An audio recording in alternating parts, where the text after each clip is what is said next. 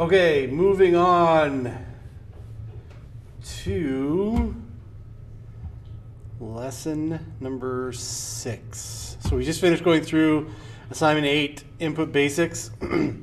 Lesson 6, methods. There's 2 files here called Turkey and Turkey Runner. You can use those. I'm going to give you an example later on without using these 2, but we'll use those as kind of a template to understand passing methods or calling a method from one class to another. First of all, we have to review instantiating an object. Okay, we've done that a couple times with the scanner, and we're going to get more into that now. This is an example of instantiation of a new object, and it looks just like we just did in assignment number 8. A plus bug dude equals new a plus bug. So this is the name of the class you're creating the object from. So this creates a reference of this class, and it's an object called dude. All right, that equals new a plus bug with your parameter spot after. This just creates the object that you want to use. The object is going to carry the same characteristics and behaviors of the a plus bug class. So anything that's in this class, any method in this class, you could call using the dude object. Okay, that's basically explaining what's happening there. In that turkey runner, we can have different methods that we can use. And if we want to go back, I don't think in Python we got to functions, but methods are very similar to functions in Python. So if we create a method, we have to put specific parameters into that method to make it work. So the access of this method is public. Okay, the return type is going to be void, which means it's not going to return anything, and the name is speak. And then we have to put the brackets in there in case there's going to be parameters that'll have to come along with that method. Then we have our open brace, close brace, and everything that this method is going to accomplish or do is going to be within those braces. And you notice we don't have a termination point here because we're saying this line of code is prepping for something else. So we don't want to terminate it there. We want it to carry on. We terminate it within the method based on what we want the method to do. So in this case, we just want this method called speak to output chirp chirp. Okay, there's a way to set up your Java where you don't have to type system at the beginning. I used to teach that, but it's kind of irrelevant. Just type system at the beginning. That's why it's missing here. But for this method called speak, every time we call this method, it's going to output chirp chirp. Okay, that's the idea behind it. And you can see that here. Access is public. The return type is void, so nothing is going to return. The name is speak, and the parameter spot is available, but there's nothing in them. All right, and then our code goes inside the curly braces underneath our method. All right, that's the basic one. Now, if we want to get into that turkey runner class, okay, the rest of the lesson is just going through that. So I'm going to open up Turkey and Turkey Runner, and I'll show this to you as an example, and then when we go on to assignment 8B, I'll make a new one from scratch so that you can see the creation process.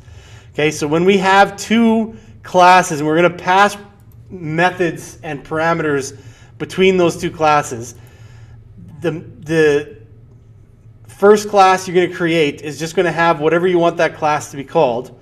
The second one is always going to be the same name, just with runner at the end. Other teachers in the past and other people that use Java will put test there. So they would have turkey and turkey test. When I learned how to do this, I was told to do it by runner. So that's what I'm going to expect from all of you. But if you move on from this point to somewhere else and they call it test, it's something you can be prepared for. This is just how I've always done it. So this is what I'm going to expect all of you to do. All right. So we have inside here our package. We have our public class. Now, there's no main method in here. And the reason there's no main method is because we don't have anything outputting within this class. All right. What we do have is 2 methods that carry out specific actions. So within our turkey class, we have a method called public void speak, and we're going to print, every time we call this method, we're going to print this string. All right, gobble gobble. We have a second method, okay, public void name. So this is the access, the return type, the name, the parameters. All right, this is our method. We called it say name. Anytime we call this method, it's going to print out Falcon, which makes no sense because why would a turkey name itself Falcon? Maybe it has aspirations of flying more. But that's what we have outputted there. Now, if we go to our runner, we can now make use of those methods by creating an object based off of the turkey class. So we do that here. So here's our main. We're going to have things outputting here. So we need to have a main method. Turkey is the name of our class. So we want to create a new object from the turkey class. So it's going to adopt all of the characteristics and behaviors of that class. So anything that's happening in this class, this object is going to be able to use. So we have turkey is the name of the class. Bird is what we're calling our object. And it equals new turkey. Okay, just like when we instantiate the scanner. Right? So now we've created an object named bird. And now we can access anything from that class that we want to. And you can, lots of times you'll see when you type bird, period, it will give you a bunch of options that you can use.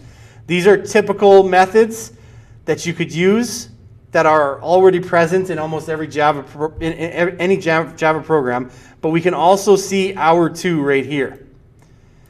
Okay, so I don't often use this. I'll typically just type them up, but that's also because of my lack of experience in using Java over big projects.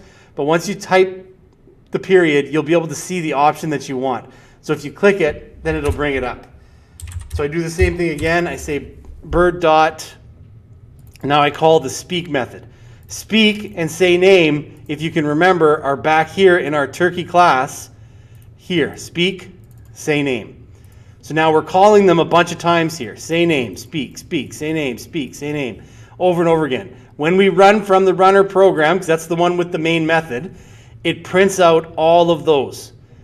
Falcon, gobble, gobble, gobble, gobble, falcon, gobble, gobble, falcon, and it continues to do so over and over again. And again, this doesn't seem, it seems like more work to pass the method across to the second class, but when you start running gigantic programs and you want specific methods to run over and over again, and you want to keep the code in your runner relatively small, you put the method in your subclass or whatever you want to call that other class, and then you just call it from your runner. So this is where your main program is going to execute, and all your methods are stored in other classes, and you just keep pulling them in.